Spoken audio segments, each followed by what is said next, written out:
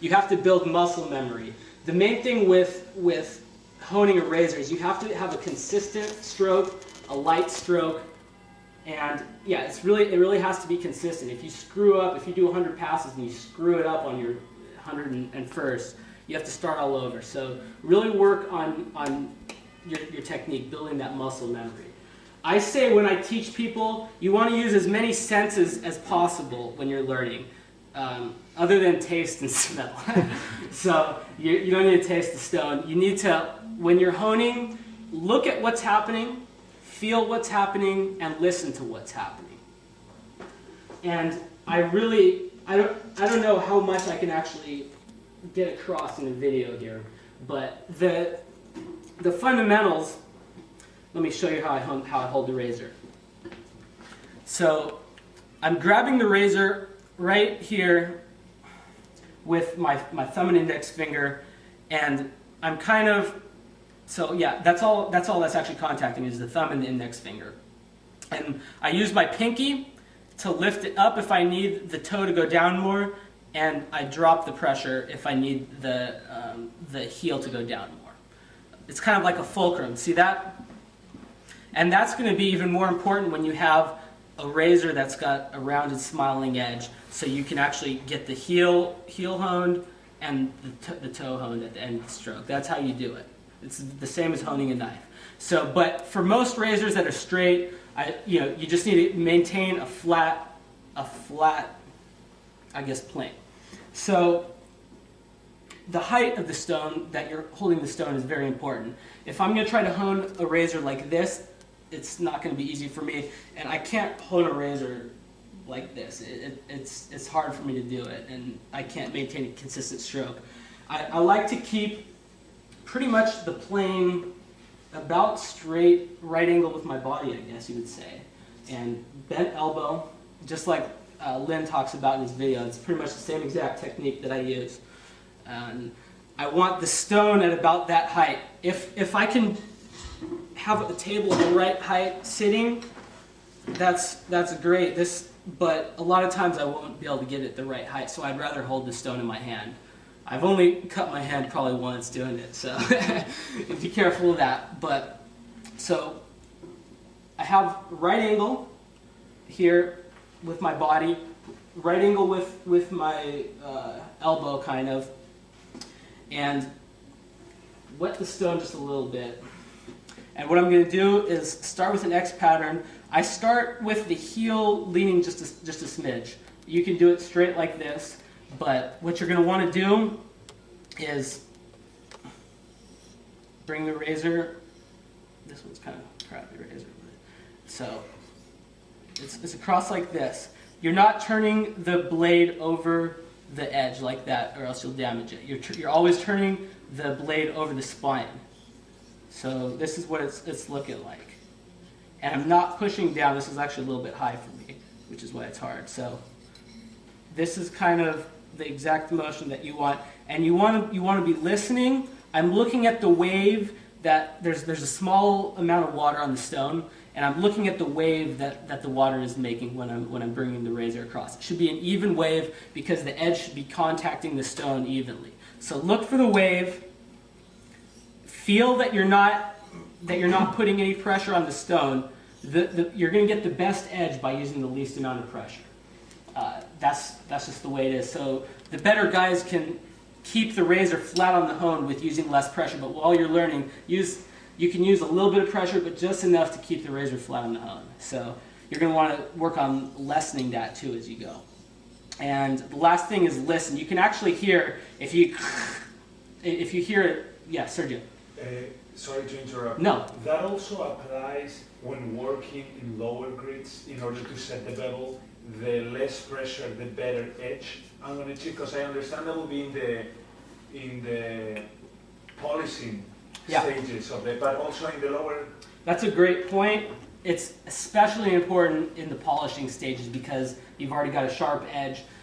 If you're pushing down, the edge is actually going to bend up when it's so thin, and you're not going to be sharpening the shaving edge. When you've got a really dull bevel, when you've got a really dull razor, it's not as important. I say that carefully because if you're a new guy and you're using pressure, you're gonna make you'll be able to see where you're putting pressure and where you're not. So it's good to learn just consistency throughout the whole time. When you get better at doing it, the pressure, I actually use some pressure on the low grit stones when I'm initially setting the edge sometimes. I'll even use a little bit of torque sometimes, which some guys might cringe about, or even Japanese style, back and forth. The main thing is removing metal, but especially in the polishing stages, you really need to focus on using that light touch. So that's a good question, and so let me do that a little more here. This is what it looks like. You want to start at the same place and end at the same place. I think A.F. Davis talks about making a grid and starting your stroke at the same place and making sure that the toe ends kind of in the same place. Consistency is really important. So you really need to practice that. So anyways, that's kind of the basic technique. On a thicker stone, it could be a little bit easier to keep the razor flat on it, but it's the same thing. If it's down here, this is about the right, it's a decent height for me right now, but this is what you're looking for. Really light pressure. This razor is sounding a little bit funky because the edge is really round and chipped out. But you want to listen, look, and feel. So that's kind of the main point there. So on a razor that's straight, that sound will be more or less consistent. Like it won't get like higher pitched or anything. Or if you hear like the spine, if you lift the edge and you're only honing on the spine, it'll make a certain sound. If the spine comes up and you dig the edge in, you'll be able to hear it. And if you go off the side of the hone, a lot of times you'll be able to hear it. The best thing I can tell you is you just have to practice and kind of see what it comes up with for you. So, but yeah, you can definitely hear it. So now that we talked about the stones, the stone grits, and the technique, I'm going to talk about actually the theory of setting an edge. So I have actually made some posters to hopefully make this, or my girlfriend June actually helped me make these, which is why the writing is so nice. But here we go. This is the first poster. And before I go into this, I want to talk about what I'm trying to do here. Let me take a look at my outline, sorry. Yeah, let me talk about this right now. So here's the profile of a razor. Like that, right? You've got your spine here, your edge here. And that's what we're focusing on. Nothing else really matters except the edge. That's what the whiskers, is actually cutting the whiskers. So we have the edge here, we're blowing it up. Here's what your edge actually originally looked like.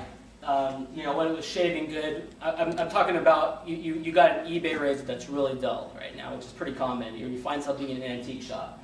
Used to be a great shaver, the Wade and Butcher or something. Really nice sharp edge.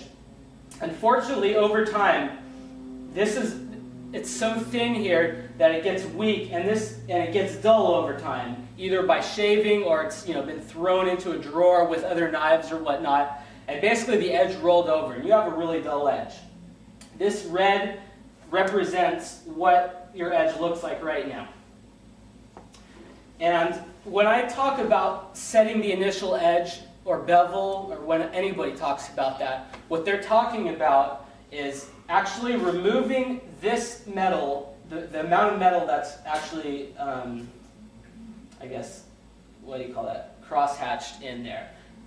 Removing that amount of metal to reestablish this new edge.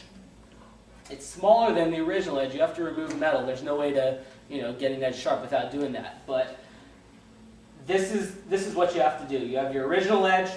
It's dull, and what we're doing on the low grits is basically taking it back to a sharp edge right there. And you could do that you could do that at any stone, but if you're using a fine stone, it's going to take you a lot of time to do it. But if you have a coarse stone that's going to move metal quick, you're going to